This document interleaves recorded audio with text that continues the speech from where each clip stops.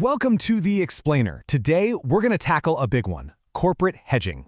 It sounds complicated, and yeah, it can be, but it's an absolutely crucial financial strategy that companies all over the world rely on.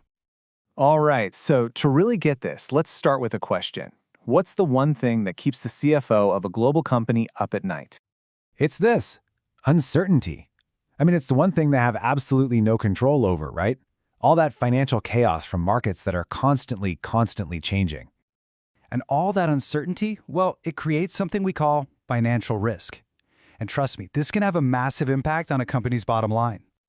Think about it like this. You're planning that dream vacation. You've saved up, you've got your budget all worked out, but the exchange rate is bouncing around like a yo-yo every single day. It makes planning impossible, right? Now just scale that headache up to a multinational corporation dealing with billions of dollars. Yeah, it's a huge problem. So here's the key thing to remember. We're not just talking about numbers going up and down on a screen. Financial risk in the world of business is only a real risk if it actually threatens a company's cash flow.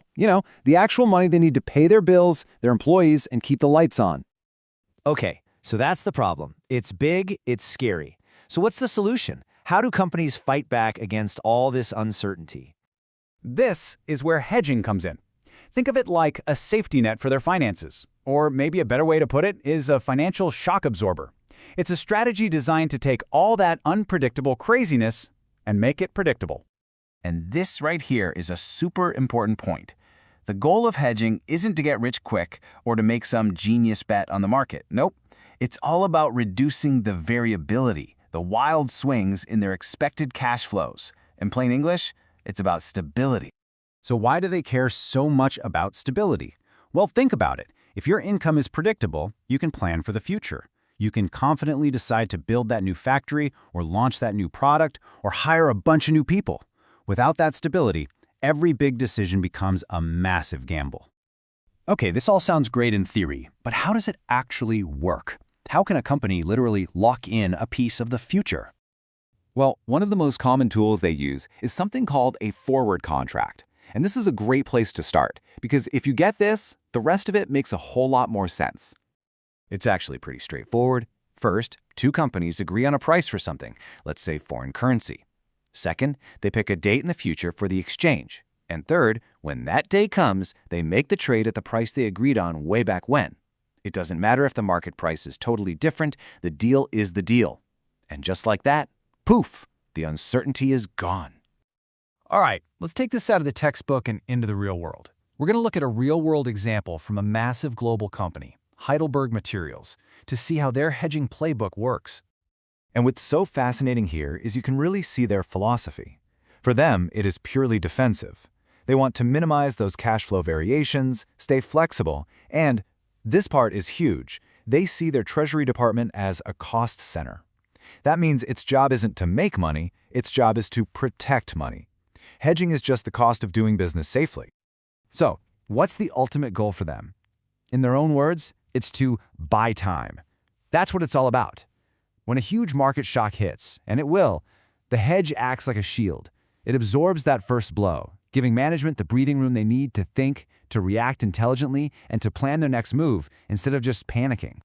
Now, you can probably guess that companies can't just do whatever they want here. This isn't the Wild West of finance. There are rules, a lot of rules. Because everyone, investors, regulators, the company itself, needs to know there's a very clear line between responsible risk management and just straight-up gambling.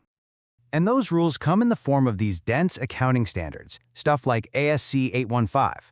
They're basically the official rulebook that dictates exactly how companies have to report every little detail of their hedging activities. It's all about transparency. And these aren't just suggestions. A company has to jump through some serious hoops. They have to document everything. They have to prove with hard numbers that the hedge is highly effective at actually reducing risk, and they have to reassess it constantly. Regulators are basically saying, show us the receipts. Prove you're actually protecting the company, not just making a bet. Okay, so let's bring this all home with what is maybe the single most important takeaway in all of this. It gets to the very heart of what hedging is and what it isn't. And this chart lays it all out. Hedging versus speculation. They might use the same tools, but their goals are completely different. The goal of hedging is to reduce risk you already have. The goal of speculation is to take on new risk to make a profit. One is about creating predictability, the other is a high-risk, high-reward bet. It's as simple as that. So, at the end of the day, that's the whole point. Corporate hedging is about clearing away all that financial noise. It's about managing the risks the company can't control so that it can put all its energy into focusing on the risks it should be taking. You know, the fun stuff, like innovating, growing, and crushing the competition. Which leaves us with one last kind of fascinating question to chew on. If a company's job is to eliminate all that financial risk, what's the right kind of risk for a business to actually take? Because by managing one, they free themselves up to embrace the other. And maybe, just maybe, understanding that difference is the real secret to building a business that lasts.